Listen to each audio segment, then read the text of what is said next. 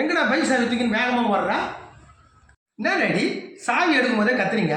நீங்கள் தானே வண்டி ஓட்ட சொல்லி பைக் வாங்கி கொடுத்தீங்க. நான் ஜாலியாக எங்கள் ஃப்ரெண்டுங்களோட போயிட்டு பைபாஸில் போய் ஃப்ரண்ட் வீலை தூக்கி ஜாலியாக ஓட்ட போகிறேன் டாடி. அப்படியாப்பா? கொஞ்சம் பொறுத்துக்கா. கையில் இருக்கிற பணம்லாம் கொஞ்சம் காலி ஆகிடுச்சு. ஹாஸ்பிட்டலுக்கு கொஞ்சம் பணம் ரெடி பண்ணிட்டு சொல்கிறேன். அப்போ ஃப்ரண்ட் வீலை தூக்கின்னு ஓட்டு. என்ன டாடி? என்ன டாடி நீங்களே பைக் வாங்கி கொடுத்துட்டு நீங்களே எப்படி சொல்கிறீங்க? அடைச்சி பாய மூடு. ஃப்ரண்ட் வீலை தூக்கின்னு வண்டி ஓட்டுறாங்க. நான் அப்படி ஓட்டினா அரசாங்கம் உங்களுக்கு தேசிய விருது கொடுக்குறா?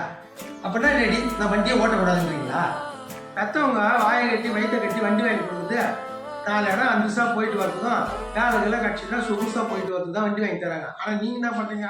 பைபாஸில் போய் பொம்பளை பசங்க எல்லாம் பார்த்து கை தட்டுன்னு சொல்லி ஓட்டுறீங்க. அது கை தட்டு போடும். உன் வாழ்க்கை பரவாயில்லையா? சரி டாடி நீங்கள் சொல்கிறது கரெக்டு தான்.